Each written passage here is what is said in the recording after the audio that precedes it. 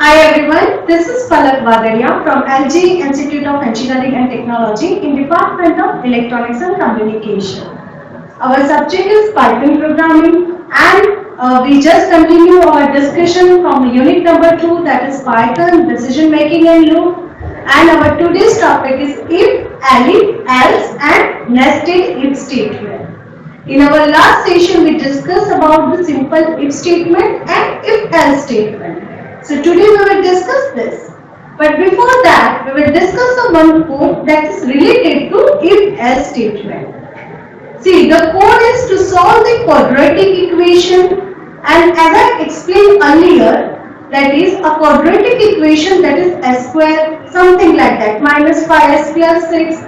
Then you just need to find out the roots of that equation. So what will happen? The program input will be 1, minus 5 and 6. What is the 1? That is the coefficient of 1. Then minus 5 is coefficient of what? Is s raised to 1 and 6 is what? Is a constant. Then your program is able to find out the roots of that particular equation. Now next, see case number 2. That means here the roots are what? Is imaginary roots.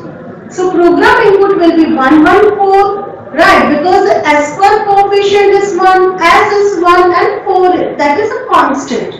Then the output is something like that, because when we solve this quadratic equation, our roots are what? It's an imaginary root. So see the answer, that is minus 0.5 plus 1.936 something, then I. Instead of I, you can assume j also, right? Now see, what is the solution? So here, as we know, the program input is what? It's a coefficient of s square, then s, then constant. So here that means here I am taking the three different variables, num1, num2 and num3. Then that is what? Enter the value of a. A is what? Coefficient of s square. B is coefficient of s and the c is the constant. Now, next, it may happen that number is a float, not integer. So I am going to convert that a, that is num1 into the float. Similar manner, num2 into the float and num3 into the float. That is a c. So now I have a three variable a, b and c. Now what will happen? So how can I find out whether the roots are real or imaginary? Okay. So for that, we want the value of determinant, or we can say the delta. Delta is what? You know the equation, that is b square minus 4ac. And to do the square, yes, we have to use what? Double exponent, that is star. Then here we have to put one condition. If d is less than 0, then what? Here the roots are 1. Root R1, that is minus b square, that minus 4ac under root, and then you have to divide it that with the 2a. Similarly, root, then we have to what? When d is less than 0, that means you will get the what? Imaginary root. Okay. And then for the imaginary root, I am using the complex variable, that is I. And I is what? Is a string, and here R1 is a root. So we cannot plus that string and number. So what we will do? We will convert that string, that is minus b by 2a. Then we will use plus and then string R1. Whatever the value of R1 that we are going to convert into the string, and then we will add I. That's why I have written plus I. Similarly, then print string minus b, that is minus b by 2a, minus, this time the value will remain same, only the difference that is in a plus and minus. So minus string r1, and then we have to add what? The value of I. Otherwise what? The roots are what? It's a real. So definitely the minus b square minus 4 under root of b square minus 4 is divided by what? 2a. The whole bracket, that is divided by 2. In earlier case, what will happen? I want to insert that imaginary value, that is I. That's why I have separated the 2a, that is minus b by 2a, and then that is a b square minus 4ac by 2a. Then the next is what? It's a R2. Similar manner, instead of plus, we will use minus, and then we will print R1 and R2. Now let's see the next, that is what? If, elif and else statement. So here the test, if is what? It's a test expression, then the body of if, then elif. That is a test expression, then you have to write down the body of elif. And the last what is else, that is the body of else. So one by one it will check the condition. Okay. Now the elif is a short for else if. It allows us to check for the multiple expression. Okay. Then if the condition for the if is false, it check the condition of next elif block and so on.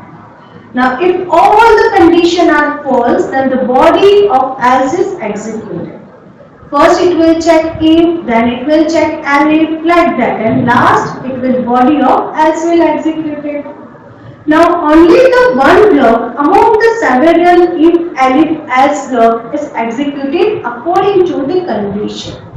So this is very important. Only the one block is executed, that is if, elif and else statement. Now, if block can have only one else block, but it can have a multiple elif block. Now see, this is the flow chart. Here the test expression of if it is a true, body of if is executed. If it is a false, then it will check the condition that is written inside the elif. And if it is true, then body of elif executed. Otherwise, the body of else will execute.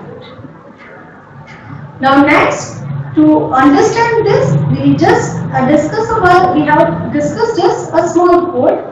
Here the number, that is integer, and enter the number, and we will check number is greater than 0, then we want to print it's a positive number. And here I am putting one more condition, that is number is equal to 0, then print that is a 0. Otherwise, yes, the number is what? It's a negative number. So when the user will enter a minus pi, at that time what will happen? First of all, it will check minus pi is greater than 0. No. It will check next condition, minus pi is equal to 0. No. Then program jump to the else part. Then it will check. Then definitely, if first two condition is wrong, that means definitely the else part will execute. Okay, so it will directly print minus pi is a negative number. Next we will discuss, that is a nested if statement.